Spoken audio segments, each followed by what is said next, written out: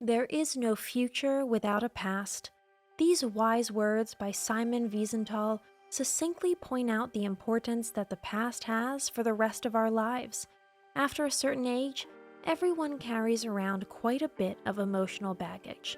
These bruises can be manifold, but sometimes they can all be summarized under the term disappointment.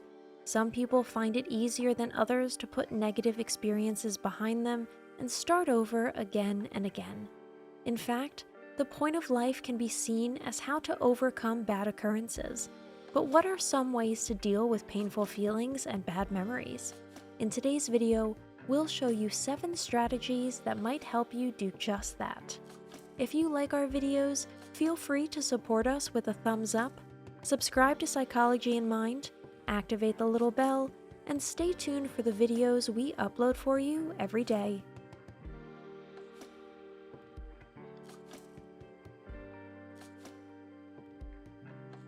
Number 1. Create distance. Out of sight, out of mind. This adage has held its own for generations. The reason is simple. It's true. If someone has hurt you, keep your distance and try to maintain as few points of contact as possible. This is easier to do in the private sphere than in the professional sphere. Nevertheless, you should clearly give your self-protection top priority. You should not only create distance to this person, but also to all things that remind you of him or her. If there are still personal objects in your apartment, photos from better days, or music that always brings back unpleasant memories, remove all of this from your immediate environment. You don't necessarily have to toss everything in the trash right away, although this kind of trauma coping can actually be quite healing. Just put everything in a box and banish it from sight. Number 2, work on yourself. This part won't be fun for you, but it's extremely helpful for the future.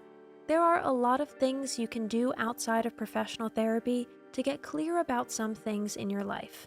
For example, start keeping a kind of diary. Write down your thoughts and feelings in very simple words. As memories come up, jot those down too, and try to write them as the person you have since become. Ask the question about each painful flashback. A year from now, what meaning will these events still have for me? You will soon find that some of the pain can be put into perspective, at least a little bit. If you are someone who likes to work in a group or under guidance, you might want to look into courses on writing biography, on resilience, and on psychodrama. Some meditation seminars also focus on working out psychological and emotional needs. And if you have creative assets, use that energy and channel your negative thoughts and feelings using your creativity. Feel free to live them out, to process them fully, and be done with them. You won't harm anyone with it.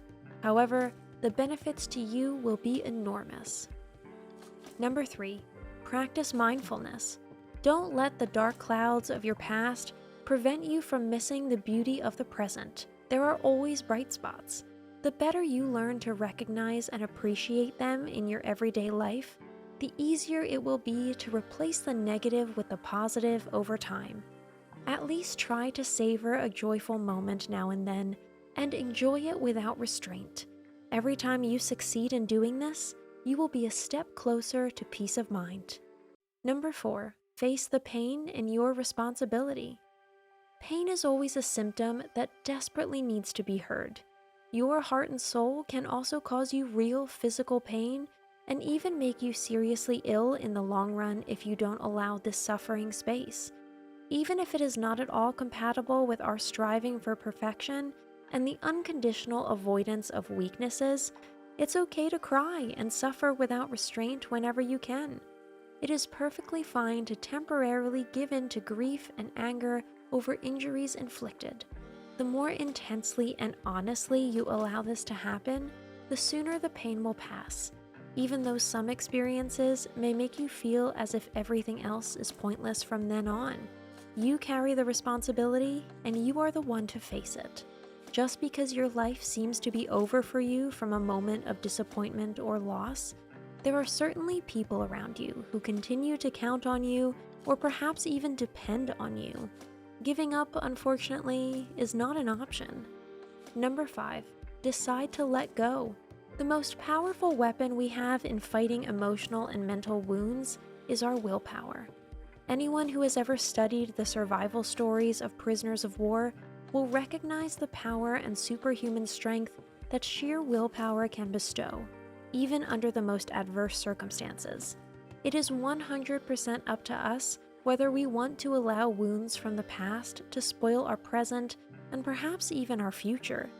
Do we really want to allow these people to have so much power over our lives?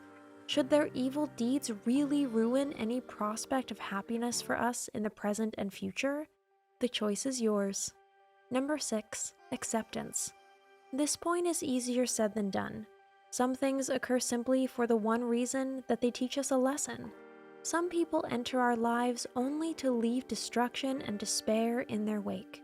The moral of this may seem unclear at first. However, the fact is that, viewed with the necessary distance, it is from these experiences that we have learned the most. This view of things helps us immensely to accept injuries, disgrace, disappointment, and losses for what they are, stages of life. Mark the bottom, and it's up from there. Number 7, forgiveness. It is, of course, the highest good when it comes to dealing with injustice and pain. All major religions preach it, but unfortunately none provides a manual for it.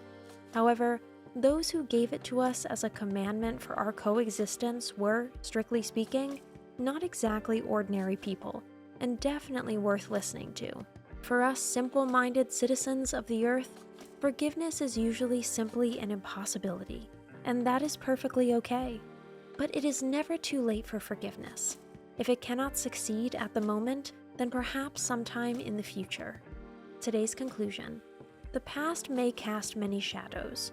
We all wish for a happy, carefree life on the sunny side. Most people learn quite early on that this is a pipe dream. Some events are as easy to move past as stubbing your big toe, while others seem to rob us of our will to live and pull the plug out from under our feet. In theory, simply getting up and moving on is the best way to avoid being dragged down by catastrophes. Mental toughness, however, is not given to everyone equally. Some of us have to grow into these things first. That's it for today.